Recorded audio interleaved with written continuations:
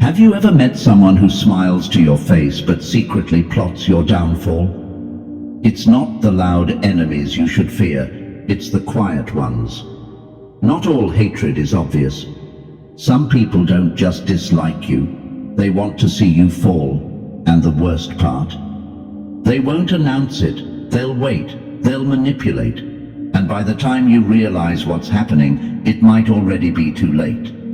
This isn't about paranoia, it's about awareness, about survival. Because these people, they look just like friends, colleagues, even family. And if you don't recognize them in time, they'll drain you dry, emotionally, financially, even socially, before moving on to their next target. In this video, I'm breaking down 5 critical signs that separate mere dislike from true destruction. If you spot these red flags, don't ignore them. Recognizing them early could save you from years of manipulation, betrayal, or worse. So, do you really know who's on your side? Or is someone waiting for the perfect moment to strike? Before we begin, if you're serious about mastering Stoic wisdom to protect yourself and build unshakable resilience, hit that subscribe button and turn on notifications. Because knowledge isn't just power, it's protection. Now, let's get into it. 1. The silent observer. There's a reason the most dangerous threats aren't the ones that announce themselves. A predator that roars before it strikes gives its prey a chance to run. But the deadliest ones, they wait, they study, they blend into the background until the moment is right. And by the time you realize you were being watched, it's already too late. Some people don't just dislike you, they want to see you fall. But unlike an enemy who makes their hatred clear, these people don't need to insult you, threaten you, or make their intentions known. Instead, they operate in silence. I call them the silent observer. They're not just a nosy co-worker who eavesdrops on office gossip or an ex who casually checks your social media from time to time. No, this is someone who studies you with precision, tracking your movements not out of curiosity but with intention. And the scariest part, you rarely notice, because their goal is not confrontation, it's infiltration. Maybe you've already encountered one without realizing it. Ever had someone casually mention a place you've been, even though you never told them about it? Or noticed a particular person appearing more and more in your daily routine, almost as if they know exactly where you'll be? At first, it feels like a coincidence. You brush it off. But when it keeps happening, when they always seem to just be there, the truth becomes impossible to ignore. And in today's world, tracking someone doesn't require effort. It just requires patience. You might not post about your daily routine, but your friends do. You don't announce your schedule, but people around you unknowingly provide the details. A silent observer doesn't need to hack your phone, they just need to pay attention. A friend tags you at a restaurant. A colleague mentions your gym in passing. A neighbor comments on your work schedule. Piece by piece, they build a map of your life. And once they have enough information, they begin to position themselves inside it. At first, it feels harmless. You keep running into them at the cafe you visit every morning. You notice them at the gym more often. Maybe they even start conversations, acting as if it's all random. But deep down, something feels off. Their timing is too perfect.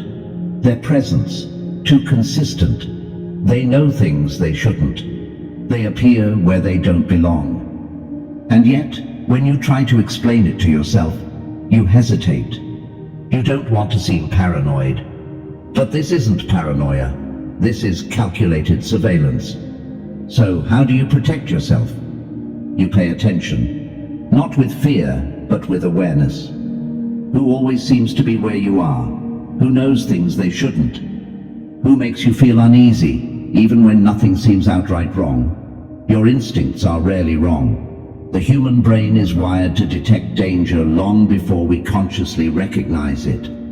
That feeling in your gut that tells you something is off, it's there for a reason. Marcus Aurelius once wrote, "Your mind will take the shape of what you frequently hold in thought. If you ignore the signs, if you dismiss your instincts, you allow the silent observer to remain invisible." And that's exactly what they want. The key to protection isn't paranoia, it's presence. It's understanding that while you can't control who watches you, you can control what they see. Break your patterns, change your routines, be unpredictable. The more difficult you are to track, the less attractive you become as a target. And most importantly, trust your intuition. If something feels wrong, it probably is. And in a game where your safety may be at stake, the worst mistake you can make is assuming no one is watching. 2. The quiet betrayal. Not all attacks come with a warning. Some are slow, deliberate, and carefully hidden beneath the surface, like a toxin slipped into your drink, unnoticed, until it's too late. The most dangerous enemies aren't the ones who openly challenge you. They're the ones who shake your hand while untying your shoelaces, watching as you trip over what seems to be your own missteps. Take Alex, for example. He was thriving at work, respected, productive, well-liked. It started subtly. A sudden shift in the way his manager spoke to him, once eager for his ideas, now strangely indifferent. Colleagues who used to chat freely began offering only polite smiles, cutting conversations short. Invitations to team lunches quietly stopped. The work environment hadn't changed, but somehow he had become an outsider. At first, Alex blamed himself. Had he unknowingly offended someone? Was he misreading things?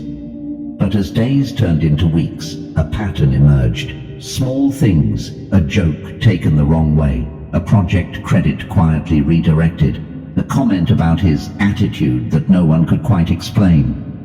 It wasn't bad luck. It wasn't random.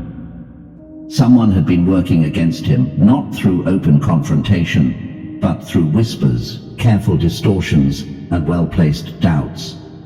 This is how betrayal works when it is crafted with patience. It doesn't strike like a hammer. It erodes like a slow leak, weakening the foundation beneath your feet. The person behind it rarely acts directly.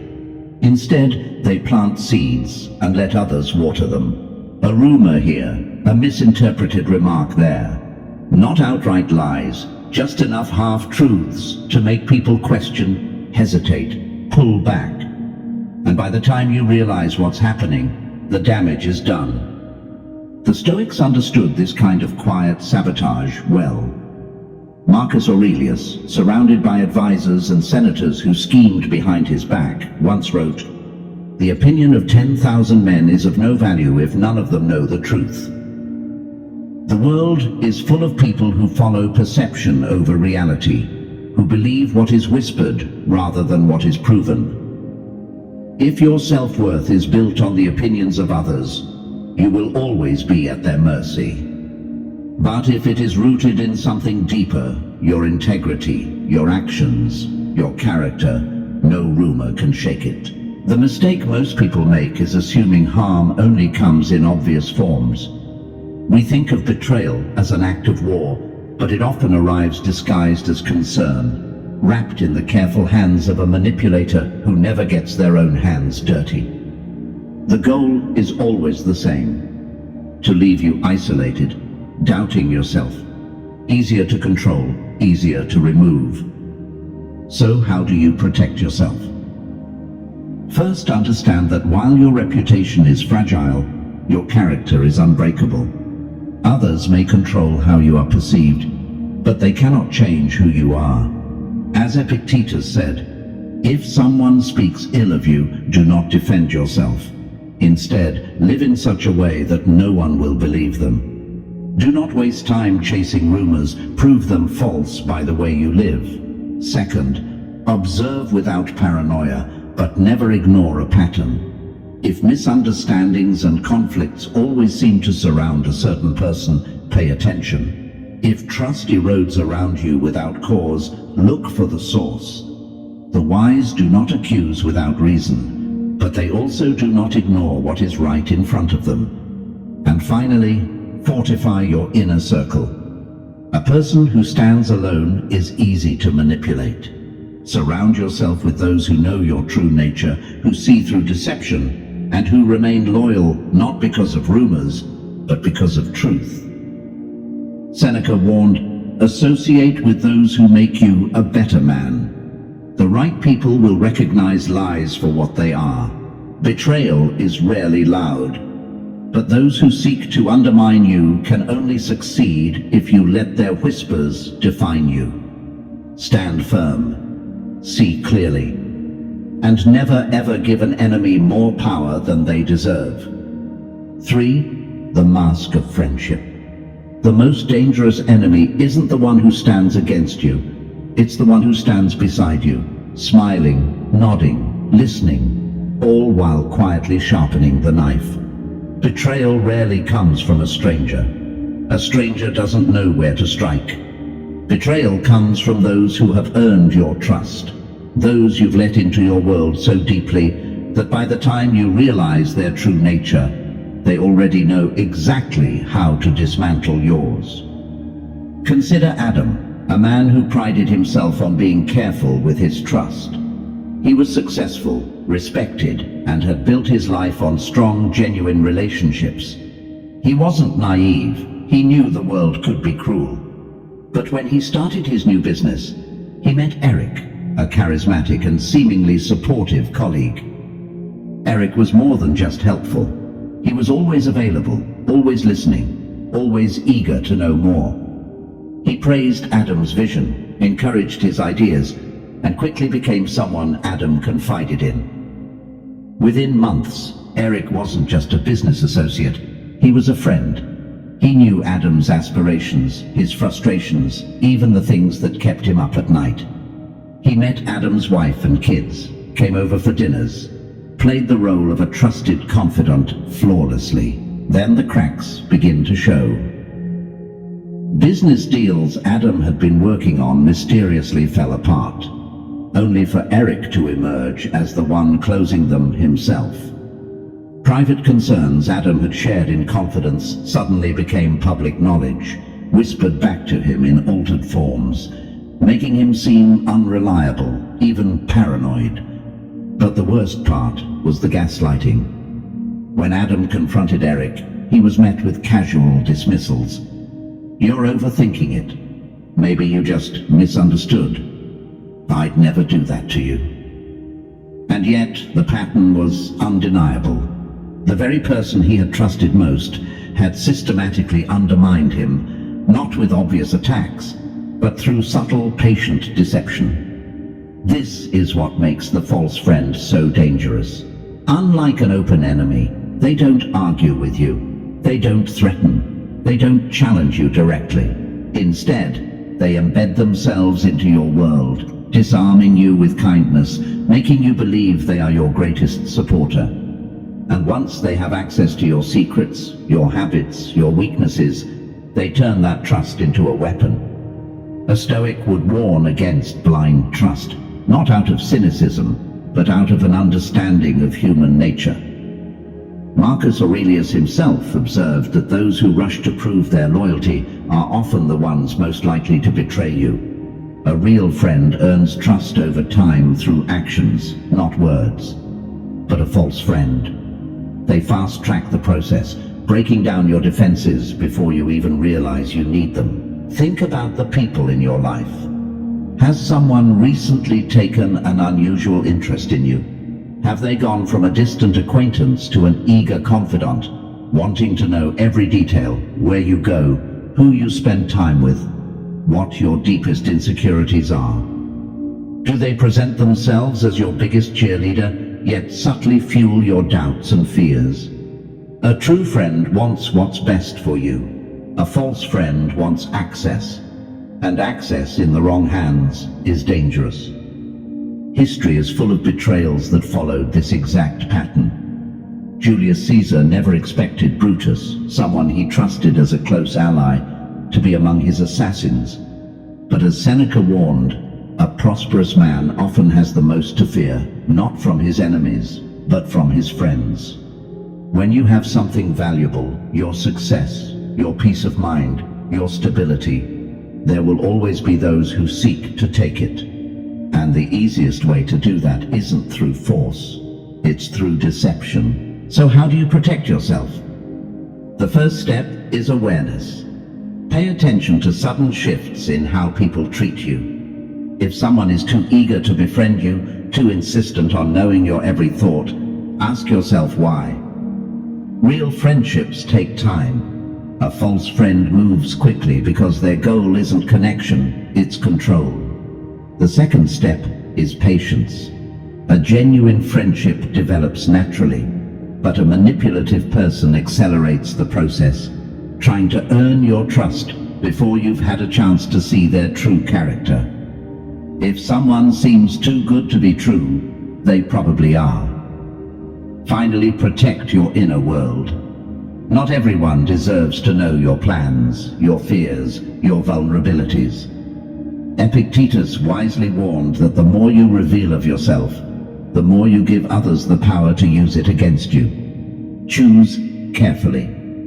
The greatest danger isn't always from those who oppose you. It's from those who stand close enough to whisper in your ear while holding a knife behind their back. Be kind, but not blind. Be open, but not exposed. And above all, never mistake rapid closeness for genuine friendship. Time reveals true intentions. Let it do its work. If you found these insights valuable, let me know by commenting yes below. Your thoughts matter, and I'd love to hear from you. 4. The gradual attack. No one descends into violence without warning. Before a storm breaks, the air thickens, the sky darkens, and the wind shifts. Nature always gives a signal. People do too. When someone harbors true malice, they rarely act impulsively. They test, they escalate, they observe, pushing a little further each time to see how much they can get away with before revealing their full intentions. And if you fail to recognize these signs, you may not realize the danger until it's too late. Take John F. Kennedy's assassin, Lee Harvey Oswald, for example. Oswald didn't wake up one day and suddenly decide to assassinate a sitting president. His descent into violence followed a pattern, one that had been building for years. He had a history of aggression, defiance, and ideological obsession. He defected to the Soviet Union and then returned to the United States with a growing sense of resentment and alienation. Before Kennedy, he had already attempted assassination once, targeting retired General Edwin Walker, a right-wing figure he viewed as an enemy. That attempt failed, but it was a critical warning sign of what was to come. He tested his ability, refined his plan, and escalated in secrecy. By the time he took his final shot, his path to violence had long been in motion. This is how escalation works. It never starts with outright violence. It begins with a joke, one that carries an edge, but just enough ambiguity to be brushed off. Then it turns into small, seemingly accidental violations, standing too close, brushing against you with just a little too much force, blocking your way in a conversation. Next, it becomes subtle threats, remarks disguised as humor, casual references to violence, words meant to provoke fear, but coated in plausible deniability. And with every step, they watch. If you laugh it off, they push further. If you say nothing, they take it as permission. Every action is a test to see how far they can go before meeting resistance. History is filled with examples of violence that followed this exact pattern. Mark David Chapman, the man who murdered John Lennon, did not wake up one morning and decide to pull the trigger. He spent months lurking, watching, lingering near the Dakota building where Lennon lived. He tested his presence, waited for reactions, and played out his obsession in his mind. He even got Lennon's autograph just hours before the murder. standing beside him as if he were just another fan. There were warning signs, disturbing remarks to friends, erratic behavior, but they were dismissed as the ramblings of someone odd but harmless. Until he wasn't. Stoicism teaches that true strength does not come from ignoring danger, but from recognizing it without fear. Marcus Aurelius wrote, "The impediment to action advances action. What stands in the way becomes the way." In other words, refusing to acknowledge a problem does not make it disappear. Avoiding confrontation does not make a threat go away. It only gives it more space to grow. Those who test boundaries do so because they assume they won't be stopped. And for those who remain silent, the consequences can be devastating. So what do you do? The first step is recognizing the pattern. If someone repeatedly makes violent remarks, exhibits aggressive behavior, or consistently invades your personal space, do not dismiss it as harmless. People who joke about destruction are often testing how much they can say before someone takes them seriously. The second step is setting boundaries immediately. A Stoic does not react with fear, but neither do they tolerate unnecessary threats. Address the behavior firmly and clearly. If someone continues to push, remove yourself from their reach. Some people escalate only because they believe no one will resist. When you show them that they will meet resistance, many stop. And finally, take action before it's too late. If a situation continues to escalate, document interactions. Keep records of threats, repeated inappropriate behavior, or any signs that indicate a shift toward danger. Seek support, whether from management, authorities, or those in positions of influence who can intervene. Distance yourself if necessary. Seneca warned, "A sword never kills anybody by itself. It is merely the hand that wields it." Violence does not erupt without cause. It is preceded by warning signs. The sooner you recognize them, the better your chances of stopping the danger before it fully unfolds. Fear thrives in ignorance. But knowledge, awareness, action, and a refusal to ignore the obvious turns fear into power. No one falls into chaos without first taking small steps toward it. And no one prevents disaster by pretending it does not exist. The question is, when the wind shifts and the sky darkens, will you notice in time? 5. The long game. Some threats are loud, reckless, and impulsive. They reveal themselves in the heat of the moment, shouting, confronting, acting on emotion. These threats are easy to see, easy to predict, and easy to avoid. But the ones you should fear the most, they are the silent ones, the patient ones, the ones who wait. A truly dangerous enemy doesn't act in anger. They act with calculation. They study, they listen, they gather information, and when the moment is right, they strike in a way that ensures you never saw it coming. Unlike the obvious aggressor, who gives you the chance to prepare, the patient enemy moves in the background, unnoticed, making sure that when they finally act, the damage is irreversible. Think about the people in your life. Has anyone ever taken an unusual interest in your personal details? Not just the small talk, real details. Your future plans, your relationships, your ambitions, your fears. Some ask out of genuine care, but others? They ask because information is power. They're mapping out your movements, waiting for the right moment, ensuring they know exactly where and when you will be most vulnerable. The problem is, these people rarely set off alarm bells. In fact, they often present themselves as the least threatening person in the room. History has shown time and again that the deadliest betrayals do not come from known enemies, but from trusted allies. Julius Caesar never feared his rivals in battle. He feared Brutus last of all. And yet it was Brutus, the man he trusted, who stood among his assassins. People like this don't lash out. They embed themselves in your world, playing the long game, ensuring they are close enough to you that when they move against you, you are too entangled to escape. And that's why the patient enemy is the hardest to detect. They don't argue. They don't show envy. They don't express resentment.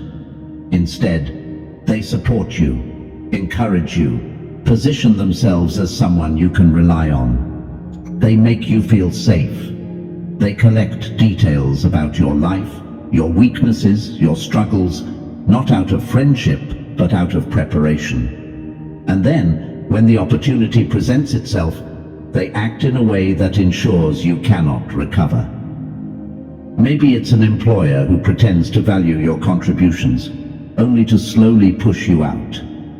Maybe it's a business partner who agrees with all your decisions, only to undermine you when you're most exposed. Maybe it's someone in your personal life, a friend or even family member, who waits until they have maximum influence before they make their move. Marcus Aurelius warned about trusting appearances too easily, writing, "The soul becomes dyed with the color of its thoughts." A patient enemy understands this well. They disguise their true nature beneath layers of false kindness, allowing you to paint them as an ally until the moment they decide to show you otherwise. So how do you protect yourself? First, be mindful of those who take a deep and persistent interest in your private life. Not everyone who asks about your future is a threat, but if someone seems unusually invested in every detail, take note. Second, never give away more than necessary. The Stoics believed in self-sufficiency. Rely on your own judgment rather than placing blind trust in others. Finally, trust patterns, not words. A true friend proves themselves over time, not just through what they say, but through how they act when they have nothing to gain. A patient enemy waits until you lower your guard. Don't let them. If you recognize this pattern in someone, understand this. You are not dealing with a minor rivalry, but a calculated threat. And in such cases, survival depends not on reacting to danger, but on seeing it long before it ever reaches you. Before you click away, I need you to do two things. First, save this video. The signs you've learned today aren't just interesting, they could be the thin line between awareness and being blindsided. The biggest threats aren't always the ones that shout. Sometimes, they're the ones that smile. Second, watch the next video on your screen. It'll show you how to recognize covert manipulators because of the kind of people we've talked about today. They rarely work alone. They wear masks, and the more you understand their patterns, the harder it is for them to play you. If this video opened your eyes, let me know in the comments by writing what I see clearly. Because once you recognize these signs, you can never unsee them. And if you want to keep sharpening your instincts, protect yourself, and stay 5 steps ahead, hit that subscribe button. Knowledge is power, but action keeps you safe. Stay sharp, stay aware, and I'll see you in the next one.